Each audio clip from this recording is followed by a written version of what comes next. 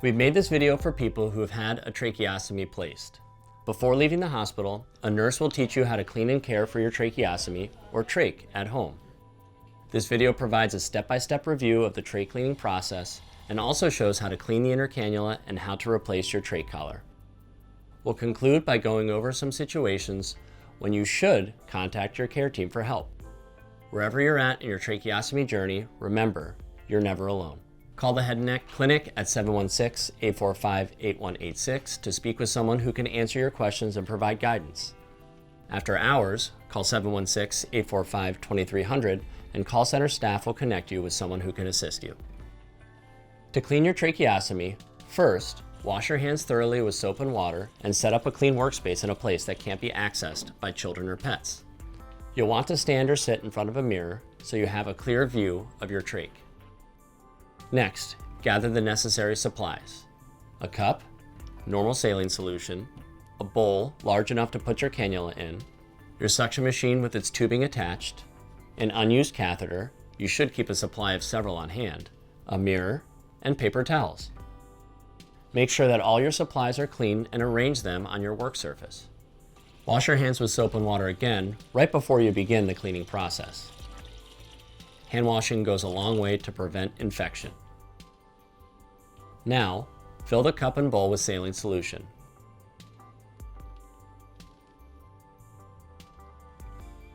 Remove the inner cannula from your trach by squeezing the cannula and unthreading it, or by turning the locking ring to release the cannula and then gently pulling it out of the trach. Set the cannula in the bowl of saline, fully submerging it. Let it soak for a few minutes to cleanse it.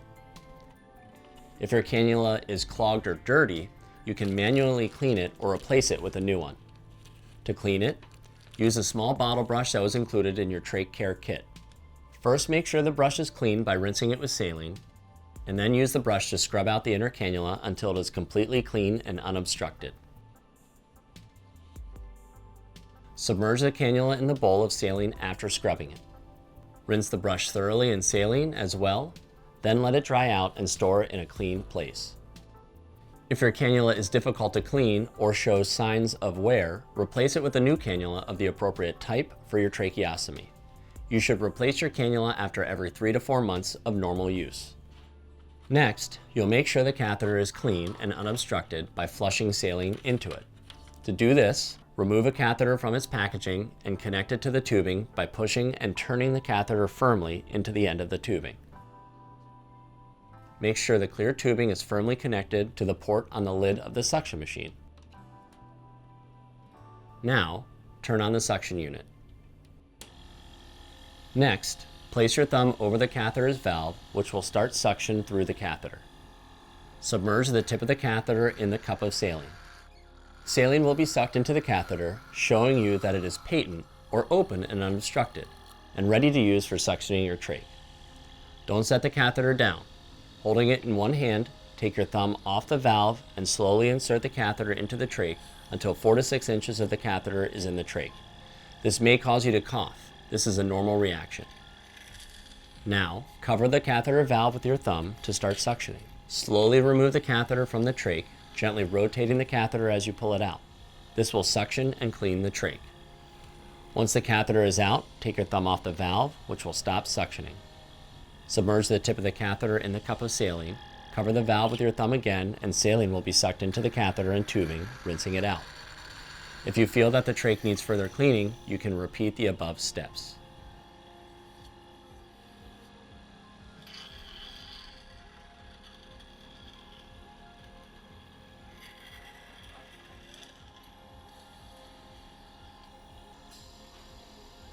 When you are satisfied that the trach is clean, turn off the suction machine and discard the catheter by removing it from the clear tubing and putting it in the trash.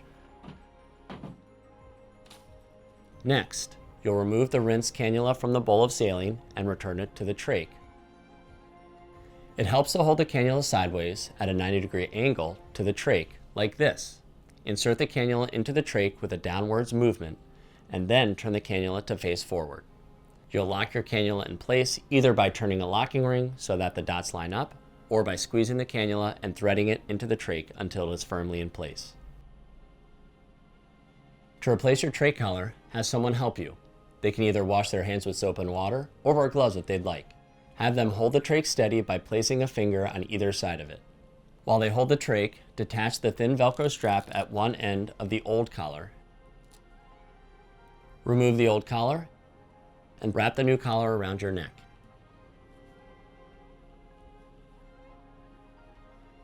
Immediately attach the Velcro strap of the new collar.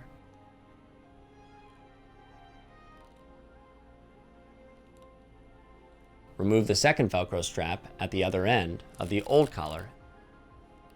Remove the old collar and throw it in the trash. And immediately attach the second Velcro strap of the new collar.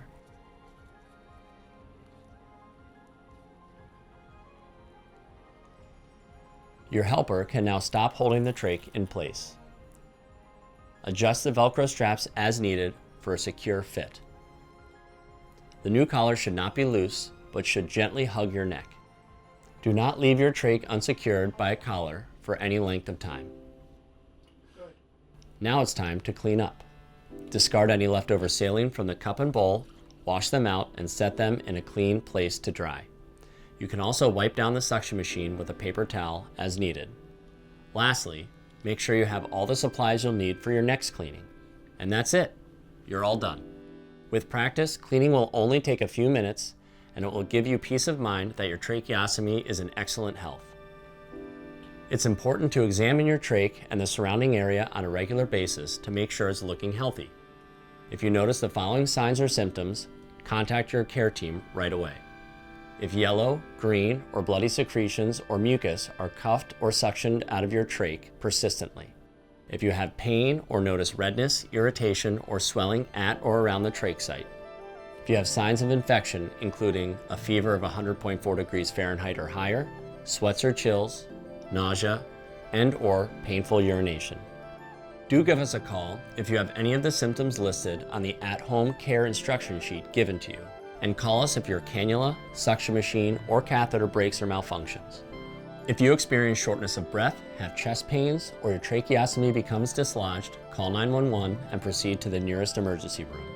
In such situations, it is important that your airway is stabilized right away. Upon arrival at the ER, let the staff know that you received care at Roswell Park. Please note that Roswell Park does not have an emergency department. When taken care of, your tracheostomy will take care of you. It will reliably provide you with an alternative airway for breathing. Revisit this video if you are unsure about a certain step and if you need further support or guidance. We're here for you. Thanks for watching.